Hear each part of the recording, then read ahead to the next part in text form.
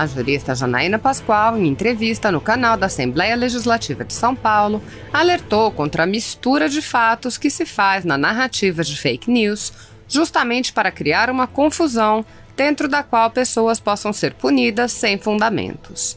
Janaína explicou que qualquer coisa pode ser chamada de fake news ou ataque na internet. A jurista alertou: misturam-se muitas coisas muito diferentes e se fala de punição de maneira genérica e a gente pode criar monstrengos. Janaína Pascoal explicou que a confusão é constantemente feita e deu como exemplo a CPMI das fake news no Congresso. Janaína disse: se a gente pegar depoimentos de algumas testemunhas da CPI lá no Congresso e torcer, não tem fake news nenhuma. Pode ter agressividade, má educação, protestos, mas fake news não tem. A deputada acrescentou: lá na CPMI eles estão misturando tudo.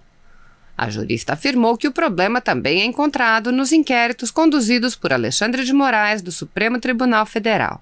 Janaína apontou que, ainda que existam ameaças reais, outras intervenções estão sendo incluídas nos inquéritos sem ter qualquer característica de ameaça.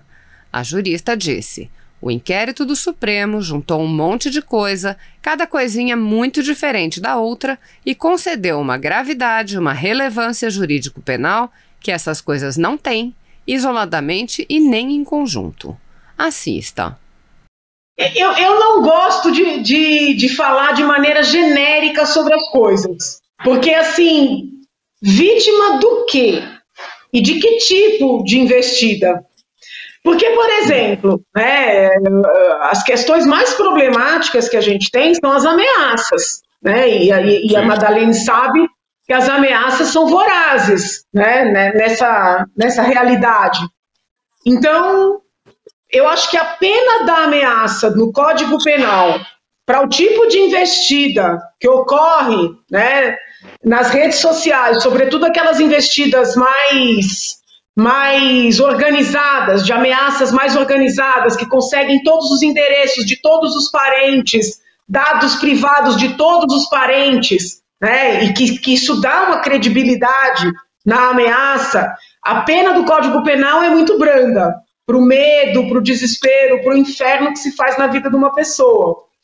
Agora, eu vejo gente falar de ataque na internet porque alguém fez um meme da pessoa, sabe? 2 memes. Então, assim, se alguém fizer um meme, sei lá, Janaína descabelada, desculpa, isso não é fake news. Não, isso pode ser uma charge, isso pode ser uma ironia, pode, dependendo do tom, pode ser uma falta de educação, mas não é fake. Então, assim, eu acho que misturam-se muitas coisas, muito diferentes, e se fala de punição de maneira genérica, e a gente pode criar... Não, mas aí a senhora está falando de postagens, a senhora está falando de postagens como esse meme que a senhora citou, claro que não tem nada a ver falar que é fake news, mas não é tão claro. Não é tão claro. Por exemplo, vou te dar um exemplo. No caso de ameaças, deputada, o caso com o ministro do Supremo, aquela youtuber lá, esqueci o nome dela, gente. A gente já passou pior, foi na justiça, não fizeram nada. Então, só para citar o exemplo, Madalene. Muito pior, já passei, Janaína pior ainda que eu. Então assim, o problema é o seguinte, vamos por partes. Se a gente pegar depoimentos de algumas testemunhas, a CPI lá no Congresso, e torcer, não tem fake news nenhuma. Pode ter agressividade, má educação, protestos grotescos, mas fake news não tem. Então a gente tem que começar a separar as coisas. Mas é isso que eu estou falando, diferenciar o que é fake news e ameaças também, né? Mas é que lá na CPMI eles estão misturando tudo, lá em Brasília, entendeu? Qualquer meme, nossa, fulano foi atacado, peraí, a vida inteira houve charge, a vida inteira houve ironia, sobretudo com pessoas públicas, agora ninguém mais aguenta uma piada. Com relação ao inquérito do Supremo, é um outro problema. Então, por exemplo, houve lá, numa das decisões, a transcrição de frases inclusive de estupro, de filhas de ministros. Isso é ameaça gravíssima. Agora, hoje, teve matéria em jornal falando que assessores da Assembleia teriam atacado o Supremo. Aí eu fui ver os ataques. Pelo menos os ataques que estão listados na matéria são ataques do seguinte gênero: Supremo, vergonha nacional. Peraí. Se a gente vai debater se poderia ter postado isso no horário de trabalho, é outro debate. Você fazer uma frase de protesto não é ameaça, não é crime, gente, porque senão instituição nenhuma mais pode ser criticada nesse país. Entendeu? Então, assim, o inquérito do Supremo juntou um monte de coisa, cada coisinha com natureza muito diferente uma da outra, e concedeu uma gravidade e uma relevância jurídico-penal que essas muitas coisas não têm isoladamente e nem em conjunto. Então, assim, eu tenho medo do porquê que isso está acontecendo. Sabe? Por que isso está acontecendo? Se são coisas tão graves assim, por que já não tira logo o sigilo e deixa a gente ver o que é que tem lá? Como a Madalene falou, a Madalene sabe o que ela passou, o que eu passei, o que outras pessoas públicas passaram, com ameaças graves por parte de determinados grupos na internet. E assim, os inquéritos ficam, não acontece nada. E aí uma frase de protesto, uma hashtag de protesto contra alguém que dá uma decisão polêmica, aí vira uma situação de segurança nacional. Então, o que tem por trás disso? A gente não vai poder mais criticar? Nós não vamos mais poder questionar? É isso? Quer concluir alguma coisa? Não, mas assim, até voltando um pouco no tempo, eu sempre me chamou muita atenção, porque as pessoas são muito defensoras da liberdade de manifestação, até alguém as criticar.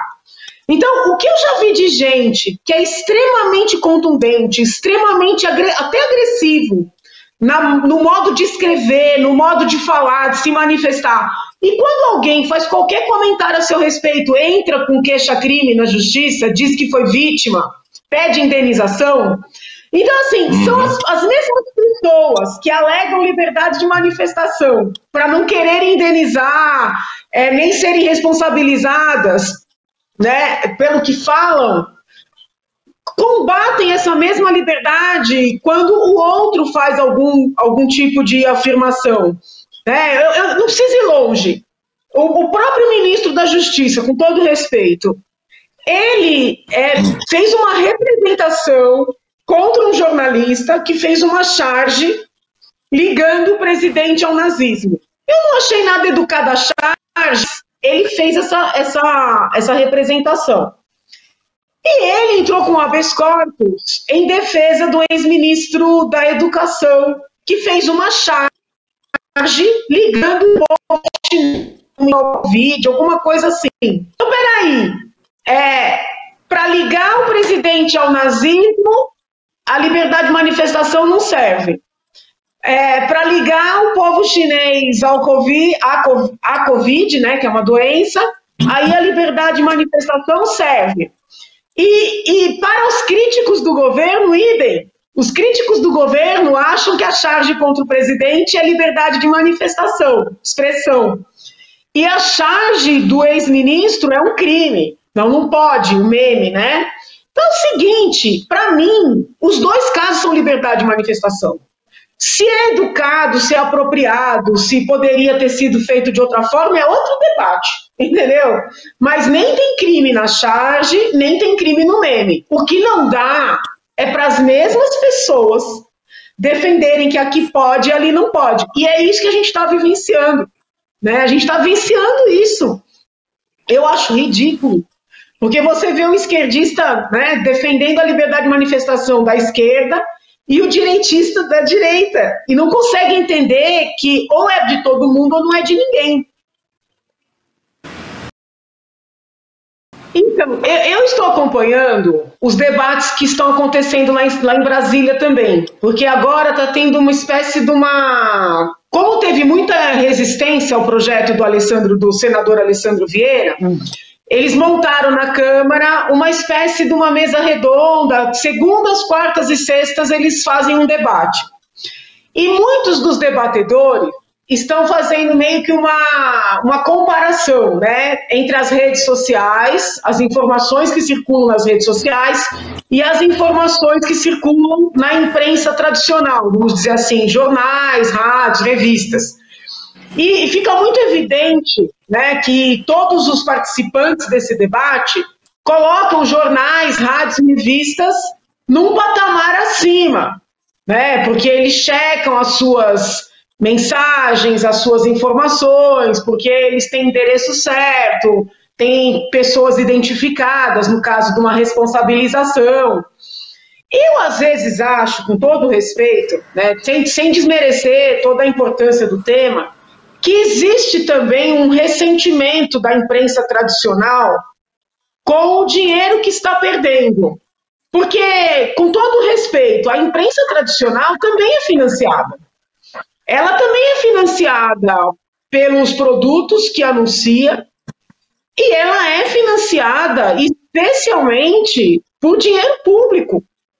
E quando ela é financiada por dinheiro público, né, ela pode fazer um serviço de atacar o adversário ou de blindar quem financia. Até por isso que eu tenho um projeto na Assembleia, que é o projeto 7 de 2020, proibindo dinheiro público em publicidade. Uma coisa é uma peça informativa.